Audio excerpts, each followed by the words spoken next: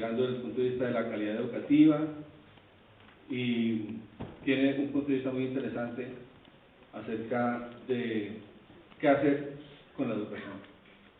Le presento al señor Alejandro Martínez.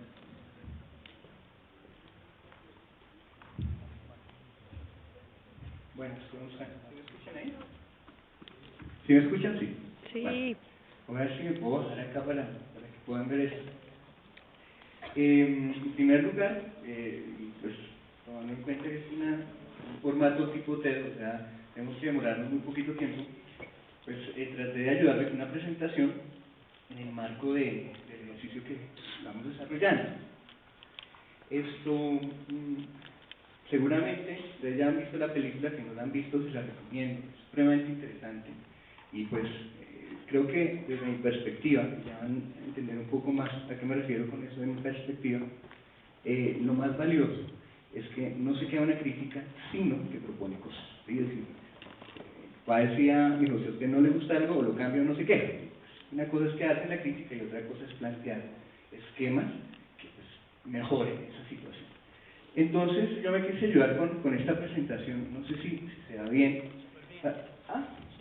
Bueno, perfecto. Entonces, vamos a hablar de tres conceptos en estos 10 minutos, 15 minutos que tengo. Lo que es la calidad, lo que es la calidad educativa y lo que es la felicidad. ¿Por qué? Porque en ese marco es en el que se trabajó la película, ¿no? que hemos visto. Y desde esa perspectiva, pues entendamos, antes que nada, que hay una diferencia entre lo que es un juicio y una afirmación.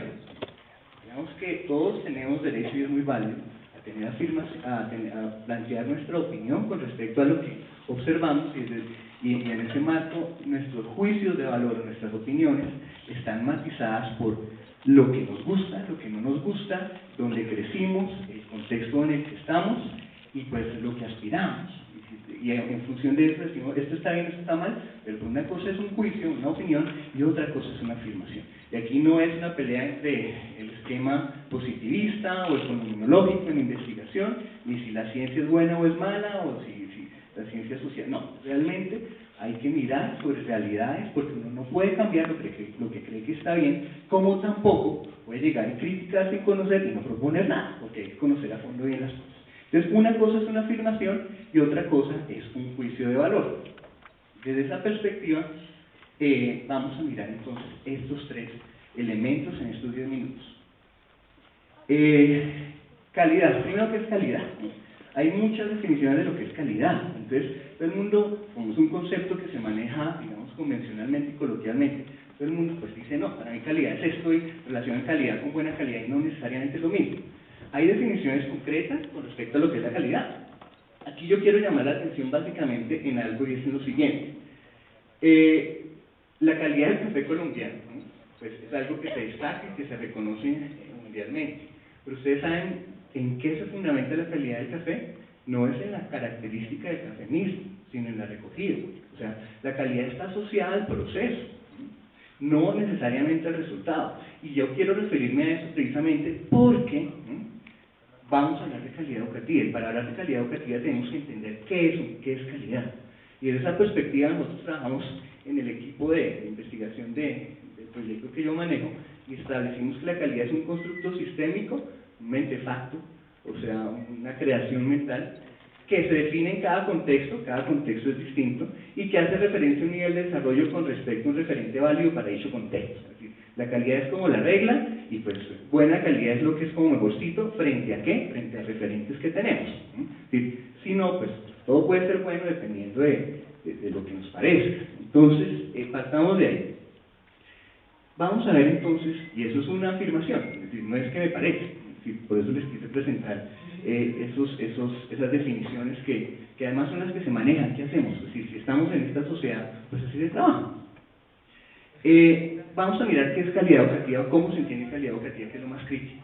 La calidad educativa se entiende coloquialmente como los resultados de las pruebas saber, que ahora se llaman pruebas saber profesional para el CAES, pruebas saber pro, pruebas saber 11 y las pruebas que hacen medición en el proceso educativo, básica, primaria, y la relación que maneja todo el mundo, por lo general, es que la calidad está asociada a los resultados. O sea, Un buen colegio es el que está en los primeros puestos, de acuerdo con la tabla que saca el ICFES todos los años, para determinar si está en nivel muy superior en los últimos 5 años, etc. Pero, así como la calidad del café colombiano no es intrínseca al café en sí mismo, sino al proceso de recogida, así tenemos que entender que la calidad educativa, como la comprendemos, está más asociada a una estrategia que a un verdadero proceso educativo. Desde esa perspectiva, nosotros nos debemos preguntar, ¿calidad educativa es igual a resultados en prueba estandarizada? Y ese enfoque es lo que se conoce como el enfoque eficientista, el modelo eficientista de la calidad.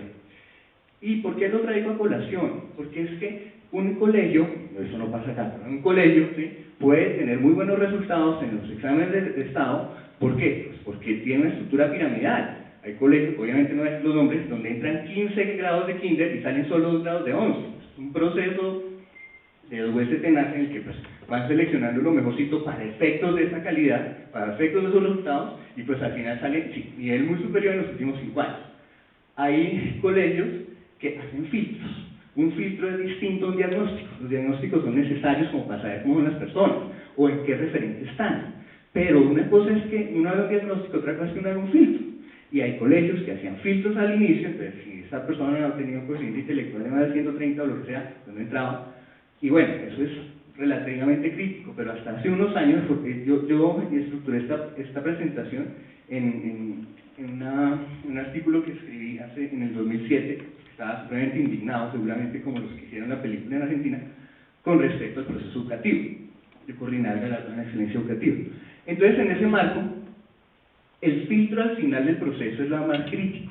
Había rectores que seleccionaban qué estudiantes presentaban el ICFES por su colegio y cuáles no. Y pues claro, pues sacaban a los que creían que les iba a ir peor para que no les bajara el promedio. Estaban en nivel 5, es decir, en nivel muy superior en los últimos 5 años.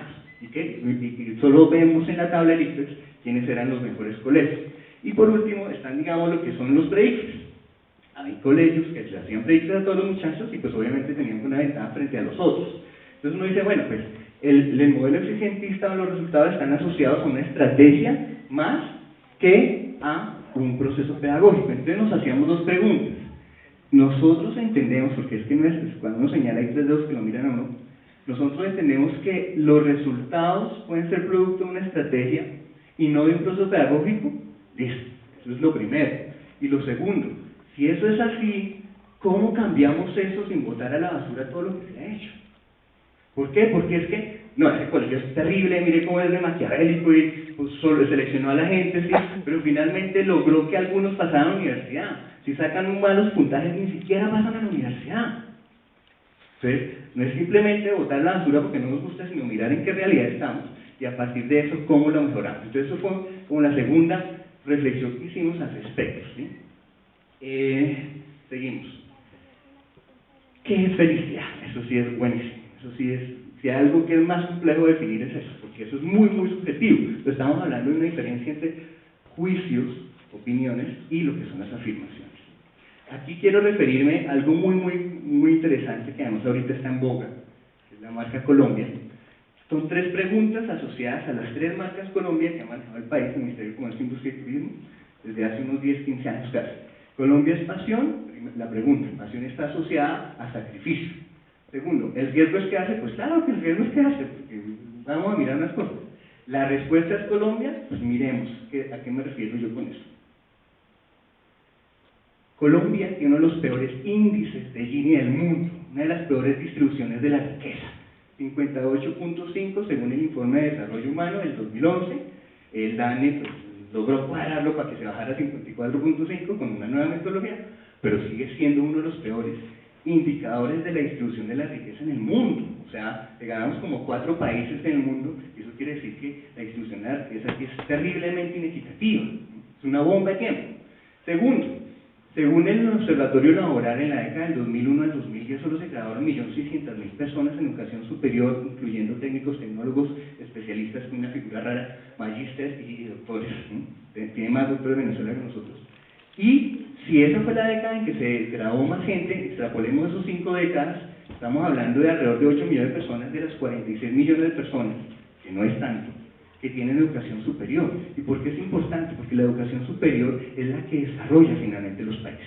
Una cosa es sacar petróleo, otra cosa es hacer un celular que está hecho de derivados del petróleo. Hay muchísimo más valor agregado en conocimiento, en ciencia, en tecnología, que pues, sacando la papa o sacando el petróleo y vendiendo. En ese marco, ¿cuánta gente puede estar en una universidad? Por cada puesto que nosotros hemos tenido al pasar por una universidad, hay 3 o 4 personas que nunca van a estar en una universidad. Entonces, ¿cuál es nuestra realidad? Esto es crítico. Los 10 puntos del desempleo o de desocupación que hay en Colombia se refieren a la pregunta que hace la encuesta nacional de hogares con respecto a que usted la semana pasada desarrolló una labor por más de 1 hora en la cual le dieron algún tipo de compensación en dinero en especie. Si un muchacho está haciendo monerías en un semáforo y le dan un pan, él no entra a engrosar el índice de desempleo en Colombia. Esa es la pregunta. Si uno quiere saber cuál es el verdadero desempleo, desde lo que nos enseñaron, es que estudie para emplearse, ¿sí? Averigua cuánta gente cotiza en pensión en Colombia. En Colombia cotizan menos de 6,5 millones de personas en pensión. Y así uno sabe cuál es el verdadero desempleo. Y esto es interesantísimo. El IMD, que es el Instituto de Desarrollo y Gestión en la Suiza, que está a nivel del Foro Económico Mundial, hace análisis sobre reinados de competitividad de los países y mide las 59 economías más importantes del mundo. Y en ese marco, la competitividad de Colombia está de 52 entre las 59 economías y analizan más de 329 variables. Eso no es lo que a mí me parece, no es una opinión, digamos, más del 70% del análisis es correlacional, de variables correlacionales, y establecen, pues, cuál es la verdadera realidad de la sociedad, en este caso colombiana y las 59 economías que estudian. Pero ellos tienen 4 focos. El más crítico es el de infraestructura para el desarrollo. Ahí está no solo la parte de las carreteras, sino también la infraestructura tecnológica, la infraestructura científica y la educación. Entonces, en infraestructura tecnológica vamos de 57 en 59 economías. Y dentro de esas variables está educación. De educación estamos de 59 en 59. Pero sigámonos echándonos cuenta, estamos súper bien, y prueba de eso, ¿sí?, es esto. Somos el 3er mejor país del mundo según el Happy Planet Index, el índice de felicidad humana. Si vamos a hablar de calidad, y si vamos a hablar de calidad educativa, entendamos qué es eso. Y si vamos a hablar de educar para la felicidad, entendamos qué es felicidad. Y no porque a mí me parece, no es un juicio, es una realidad sobre la cual tenemos que aterrizar y a partir de la cual debemos construir sin echar a la basura todo lo que se ha avanzado, porque se han hecho cosas. Digamos, a mí me encantó el proyecto. Cuando William me habló del proyecto hace como 2 años, inclusive una de las personas que me entrevistó y que no salió en la película, pero me llamó mucho la atención. Me parece buenísimo porque, como lo que les decía al principio, es una alternativa que se presenta. No es simplemente quejarse. Pero, ¿qué es lo que hay que pensar al respecto? ¿Cómo partimos de la realidad en la que estamos para mejorarla sin echar a la caneca lo que se ha avanzado? Porque no todo el mundo tiene posibilidades de educar en casa. Afortunadamente, creo que las personas que van a hablar más adelante van a mostrarnos un poco de eso con respecto a cómo se maneja en Colombia, y es interesante conocerlo. Pero eso no es así como que yo quiero educar en casa porque sí. Eso tiene todo un proceso, y para que se valide y para que estas personas que pasan, que ahora no van a pasar de preescolar a primaria, que viene el trauma tan grande, sino de 11 a la realidad que acabamos de ver, no de ser el tercer país más feliz del mundo, sino donde estamos parados, y construir desarrollo a partir de eso, ¿no? Entonces, hay que mirar cómo todas esas propuestas las llevamos a la realidad, más allá de lo que nos parece o de las opiniones, y cómo nosotros asumimos responsablemente esos cambios. Rápidamente aquí, listo. Entonces, ¿qué hacemos? ¿Qué hacemos? Porque es que, sí, de verdad que es muy fácil, pues, juzgar o criticar, y es casi tan fácil y tan irresponsable como creer que todo está bien. Nosotros finalmente planteamos esto, y creo que en eso quiero resumir, porque pues como es una charla de esto rapidísimo, la reflexión es la siguiente, que si vamos a construir un sistema educativo incluyente, equitativo, que aporte al desarrollo verdadero, con valor agregado, con conocimiento, donde las personas tengan ese contexto en el cual puedan desarrollarse y realizarse y ser felices, Lo del Happy Planet Index analiza de verdad que la felicidad y tienen 4 o 5 variables, la más importante es dar, pero pues miremos que no se trata simplemente de dar y dar limosnas, no se trata de quererlo todo regalado, no se trata de mirar esto es injusto, esto es justo, porque esas son posiciones pasivas, y ya y con la siguiente diapositiva es que termino esto. Entonces digo, construir un sistema educativo que forme a las personas para ser felices, tenemos que entender qué es eso, ¿no? Requiere, además de comprender y construir los conceptos de felicidad y de calidad en contexto, cuál es nuestra realidad, entendamos qué es calidad, construyamos, entendamos qué es felicidad, lo construimos, y en función de un verdadero desarrollo de alto valor agregado e incluyente, ¿sí? No es poner un puesto, y lo digo con mucho respeto, no es poner un puesto de arepas, porque eso lo copia cualquiera, sino generar desarrollo a partir del conocimiento, para que haya un alto valor agregado a ese desarrollo de este país, ¿sí? Entender que la verdadera calidad educativa es dinámica e implica procesos de involucramiento, no es simplemente haga, yo qué aporto, de responsabilidad, responder con habilidad y en un escenario futuro, en un escenario real y pues, sin olvidar lo del pasado, y de mejoramiento continuo por parte de todos los actores, además de una visión de futuro contextualizada. Aquí quiero resaltar la parte que dice que es dinámica. Esta propuesta es interesante, pero seguramente en 5 o 10 años ya no va a ser tan válida. O sea, tenemos que tener claridad que pues, los escenarios son cambiantes. Ya por último, ya con esto, pues prácticamente cumplo los 10 minutos que me dieron. Traigo a colación, así como el doctor Alberto, una frase de un escritor inglés, George William Ward, dice: mientras el pesimista se queja del viento y el optimista espera que cambie, el realista ajusta las velas. Y esta frase tiene 3 elementos: lo que dice en sí mismo, aquí no se trata de que sea positivo o negativo, no se trata de eso.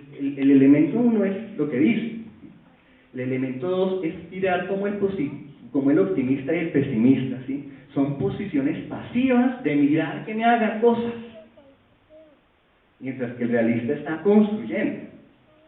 Y en tercer lugar, el tercer elemento, que me parece más interesante, es lo de ajustar las velas. Las velas se ajustan de acuerdo con los contextos, no con dogmas, no con paradigmas, sino sobre realidades, y realidades es lo que hemos visto. Entonces básicamente, creo que cumplí el tiempo. Muchas gracias por su atención, quería compartir ya estas reflexiones, y bueno, ya con esto termino. Muchas gracias.